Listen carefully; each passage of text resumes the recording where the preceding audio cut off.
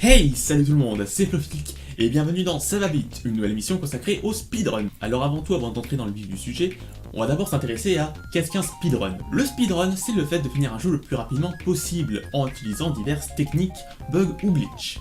Et je me permets de poser un petit point en précisant que le speedrun, ce n'est pas la triche. Dans le jeu vidéo, c'est possible qu'il y ait parfois des bugs ou des glitches que les speedrunners utilisent, ce qui permet de faire des techniques que autrement on ne pourrait pas faire. Pour que ce soit de la triche, il aurait fallu par exemple que le speedrunner utilise un code de triche ou par exemple un action replay. Utiliser donc des bugs ou des glitches n'en fait donc pas de la triche, mais ça on verra au fur et à mesure des émissions. D'ailleurs avec cette émission, j'avais un large choix de jeux qui s'offraient à moi. Il y a tellement de jeux speedrun dans le monde par tellement de gens que j'avais un choix astronomique de jeux. J'aurais pu prendre un jeu extrêmement speedrunné ou un jeu tout simplement connu, mais j'ai décidé de faire autrement et prendre un jeu que je connaissais moi, et que surtout que j'avais fait. On va donc parler de Tetrobot & Co parce que c'est le tout premier jeu que j'ai speedrunné, mais en plus de ça je vais vraiment savoir de quoi je parle. Mais avant toute chose, parlons un petit peu du jeu. Tetrobot & Co est un puzzle game en point and click développé par Swing Submarine, un studio français. Le jeu est une sorte de suite à Blocks That Matter, leur jeu précédent, où on contrôle justement un Tetrobot qui peut forer des blocs et les placer, et ainsi que supprimer d'autres blocs comme à la Tetris. Contrairement à ce que le nom pourrait laisser penser, ici on ne contrôle pas le Tetrobot, mais un Psychobot, un petit robot qui se trouve justement à l'intérieur. Son objectif va justement être de réparer tous les Tetrobots endommagés. Contrairement à son prédécesseur, le gameplay change un petit peu. Ici, on est sur du point and click et on va pouvoir se déplacer grâce à la souris. Le Psychobot peut absorber et recracher des blocs. Et chaque bloc possède ses propres particularités. Comme je l'ai mentionné plus tôt, le speedrun est le fait de finir un jeu le plus rapidement possible. Mais parfois, il existe certaines catégories. Les deux plus connues sont souvent la Any% et la 100%.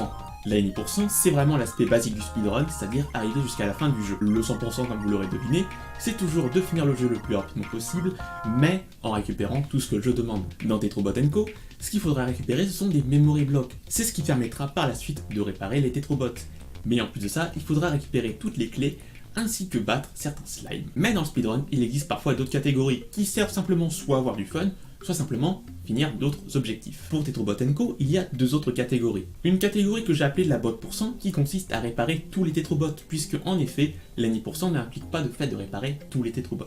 L'autre et dernière catégorie se démarque un petit peu du reste, la FaceBlocks%. Dans le jeu, chaque bloc qu'on récupère est enregistré dans ce qu'on appelle le FaceBlocks. C'est un petit peu un inventaire de tous les blocs qu'on a récupérés, avec quelques petites informations. Pour que cette run soit validée, il faut simplement avoir enregistré tous les blocs. À mes yeux, pour le moment, la FaceBlock% est celle qui représente le plus de travail. Là où dans toutes les autres catégories, le chemin est plus ou moins tout tracé et on sait qu'il faut récupérer tous les memory blocks, ici dans la FaceBlock%, c'est un petit peu plus compliqué. En effet, pour débloquer certains niveaux, il faut un certain nombre de memory blocks. Cependant, nous ne sommes pas obligés de récupérer tous ceux d'un même niveau. Ce qui compte, c'est le nombre de memory blocks qu'on possède. Et il faut savoir que dans certains niveaux, obtenir qu'un seul memory block, ça demande beaucoup de temps. Du coup, si on peut éviter de perdre du temps sur un memory blocks et au contraire on récupère un autre qui est beaucoup plus facile à avoir, eh bien ça demande de travailler ce trajet. Et en parlant de trajet, le trajet aussi est également important dans le niveau en lui-même. Le Psychobot prendra toujours le chemin le plus court, mais parfois certains obstacles lui empêchent de prendre ce chemin le plus court. Il faut donc réfléchir à quel endroit on se positionne, quel endroit est le meilleur pour récupérer tel bloc, etc. Mais bien souvent, ce genre de déplacement, ce ne sont que des optimisations, ça fait à peine gagner quelques secondes. Mais dans un speedrun, quelques secondes par quelques secondes, ça peut faire gagner parfois quelques minutes. C'est pour ça que parfois on utilise quelques techniques qui peuvent faire gagner ne serait-ce que quelques secondes. Parfois, on peut envoyer un bloc dans un autre écran. Si on le suit dans un tuyau, on peut gagner quelques secondes. Autrement, la caméra resterait sur le bloc. Il faudrait donc appuyer sur un bouton pour retourner sur le Psychobot, et seulement après prendre le tuyau, ce qui fait perdre un petit peu effectivement quelques secondes. Mais pour vraiment rentrer dans des bugs plus techniques, on va parler du retourneur de temps. Dans le jeu, on peut retourner dans le temps. Si on effectue une action qu'on ne voulait pas faire, on a juste appuyé sur un bouton pour annuler cette étape. Mais il se trouve que ce petit bouton est un petit peu buggé. Le retourneur de temps peut avoir de multitudes de fonctions. Mais le problème, vu que je suis le seul à runner ce jeu, je n'ai pas encore pu tout découvrir, mais cependant, j'en ai découvert quelques-unes. La technique qui me revient le plus souvent et que j'utilise le plus souvent, c'est celle qui permet de pousser un bloc de nuage unique. Bon, pour que vous puissiez un peu mieux comprendre, il faut savoir que les blocs qui sont similaires se collent entre eux. C'est une des mécaniques principales du jeu, mais parfois ça peut poser un petit peu problème. Par exemple, dans ce niveau avec des nuages, pour gagner un petit peu de temps, on voudrait juste pousser un seul nuage. Et bien grâce au retourneur de temps, si on appuie au bon moment, seul ce nuage sera poussé. Ça a l'air de rien, mais encore une fois, ça peut faire gagner quelques secondes. L'intérêt évidemment ici, c'est de raccourcir le chemin pour éviter de faire des allers-retours multiples. Mais bien évidemment, ce bug n'était pas là prévu de base, et du coup, un bug reste un bug, et parfois ce bug a des conséquences négatives. Il m'est par exemple arrivé dans le tout dernier niveau à faire dans une run 100% que le niveau plante. Dans ce niveau, à un moment, il faut propulser un bloc. Mais avec un timing très précis, j'ai réussi à bloquer le bloc dans un espace vide. En fait, ce qui se passe, c'est qu'en face de moi, j'ai le bloc tel qu'il est censé apparaître. Mais au-dessus, le jeu considère qu'il est toujours présent, ce qui fait que mon personnage ne peut plus passer. Voulant retourner en arrière, le jeu s'est mis à complètement friser, et j'étais obligé de redémarrer le jeu. Et une plainte dans un speedrun, c'est pas cool, c'est quelque chose qu'on ne veut absolument pas que ça arrive et qu'on veut éviter. Surtout quand c'est le dernier niveau. Car quand c'est comme ça, le runner n'a plus qu'un seul choix, redémarrer son jeu. Évidemment, je n'ai pas pu voir tous les bugs qui étaient possibles.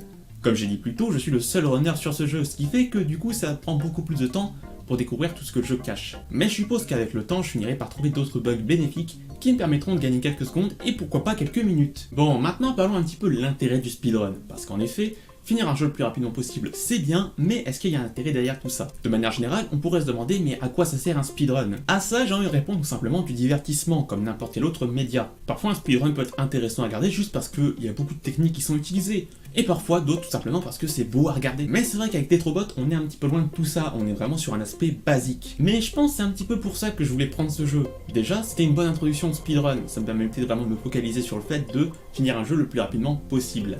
Et c'est ce que j'ai fait. À vrai dire, ce qui m'a donné envie de faire ce jeu en speedrun, c'est simplement qu'une fois j'y ai joué, et je me suis dit, tiens, mais en combien de temps je peux finir ce jeu? Du coup, ma réaction logique, c'était d'aller voir sur speedrun.com et de regarder qui était le record du monde. Sauf qu'à ma surprise, ce jeu n'était pas enregistré sur speedrun.com. Du coup, je me suis dit que peut-être il était tout simplement pas sur le site.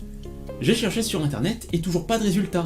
Du coup, j'en suis venu à la conclusion, personne n'avait fait ce jeu. Du coup, j'ai pas cherché plus loin. Je me suis dit, si personne l'a fait, pourquoi pas moi? Et c'est ainsi que j'ai fait mon tout premier speedrun. Et c'est par la suite que j'ai commencé à faire toutes les autres catégories. Et même si souvent les speedruns de Tetrobot prennent un peu de temps, et bah j'en prends toujours beaucoup de plaisir. Je fais souvent ces speedruns en live, ce qui fait que du coup ça me permet d'interagir avec les gens, de leur faire découvrir le jeu, ou tout simplement le monde du speedrun. Et du coup je vais vous dire quelque chose que je dis déjà en stream, mais si vous avez envie de faire un speedrun, lancez-vous. Avant Tetrobot & Co, j'avais beaucoup envie de faire du speedrun, j'adore ça depuis très longtemps, mais je m'étais jamais lancé, ne savant pas trop sur quoi me lancer. Et surtout, je me décourageais en voyant des runs incroyables de certains speedrunners, je me disais jamais j'arriverai à un tel niveau. Mais mon conseil c'est, ne vous comparez jamais aux autres speedrunners. En voyant le record du monde en speedrun, on peut se dire que jamais vous n'arriverez à un tel niveau. Mais il faut dire que ce speedrunner là a passé des heures sur ce jeu. Au début, quand ce speedrunner a commencé, c'était aussi un débutant. Il a aussi dû apprendre le jeu, les techniques et enfin arriver en haut du classement. Personne ne commence en étant extrêmement bon sur un jeu. Évidemment, il y a toujours des échecs, comme dans n'importe quelle autre chose, que ce soit le dessin, la vidéo ou plein d'autres domaines. Évidemment, tout ça ce n'est pas inné, vous ne serez pas bon dès le début. Mais à force d'entraînement, vous augmenterez votre niveau. Et oui, ce ne sera pas facile de battre le record du monde parce que cette personne aura déjà plus d'avance que vous. Mais ce n'est pas pour autant que ça en est impossible. Et je partirais même du fait qu'il ne faut pas faire un speedrun pour être le premier. Il faut faire un speedrun pour se faire plaisir avant tout. C'est pour ça que le choix du jeu est extrêmement important aussi. Il ne faut pas faire un jeu juste pour dire d'être le premier sur un jeu qui est connu. Faites un jeu qui vous plaît, que vous pensez qui fonctionne en speedrun, et surtout, amusez-vous. Je pense que c'est la chose la plus importante, il faut toujours s'amuser dans ce qu'on fait. Ce que je dis s'applique au speedrun, mais bien sûr peut s'appliquer à plein d'autres choses. Alors la prochaine fois que vous voudrez faire un speedrun, prenez un jeu, celui qui vous fait plaisir, ne vous comparez pas aux autres, et surtout, amusez-vous. Et voilà, c'était la fin de ce tout premier Ça va vite. J'espère que ce concept et cette vidéo vous auront plu. Et tout de suite, je préviens que le format des Ça va vite risque de changer au fur et à mesure des émissions. Tout comme pour Parlons-en, j'ai envie de parler de diverses choses. Mais parfois, le format doit changer pour que je puisse aborder correctement un sujet. C'est pour ça que parfois je risque simplement de commenter une run, ou parfois je risque de faire une explication ici, ou de simplement expliquer une run. Ce premier épisode, avant de parler de Tetrobot, était surtout une introduction au speedrun. C'est pour ça qu'au final, on a plus ou moins survolé le jeu. Mais ne vous en faites pas, par la suite, on parlera des runs directement. Ce n'est pas impossible que parfois je dévie sur certains thèmes, mais on se rattrapera toujours au speedrun. Et du coup, moi je vous dis salut tout le monde, c'était Plofik, et on se retrouve pour une nouvelle vidéo. Salut tout le monde!